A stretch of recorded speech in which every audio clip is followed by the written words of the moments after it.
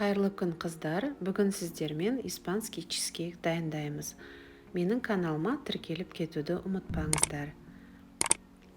Ең алдымен творожный сырымызды аздап миксерлеп аламыз және 4 жұмыртқамызды кезек-кезек салып миксерлейміз.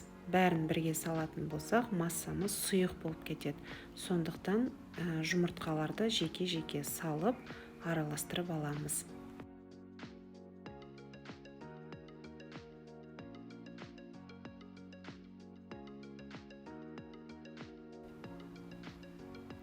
Қантымызды саламыз және қайтадан миксерлейміз.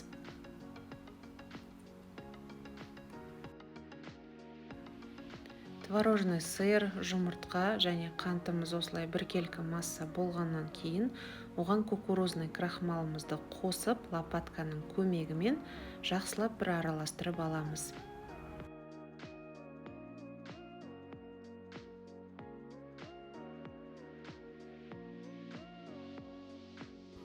Ең соңғы ингредиентіміз ол сливки. Сливкиді құйып, жақсылап тағы да бір араластырамыз.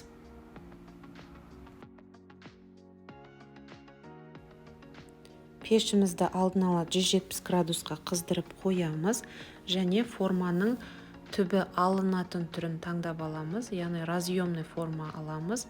Оған пергамент төсейміз және жан жағына да пергаментті орналастырамыз. Себебі пісу барысында чизкейк 2 есе ұлғаяды, яғни формамыздан төгіліп кету қаупі бар.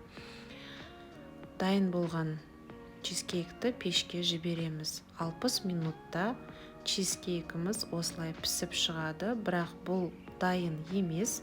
Оны холодильникке бір түнге қалдырамыз және келесі күні чизкейкімізді әсемдеп ұсынсақ болады.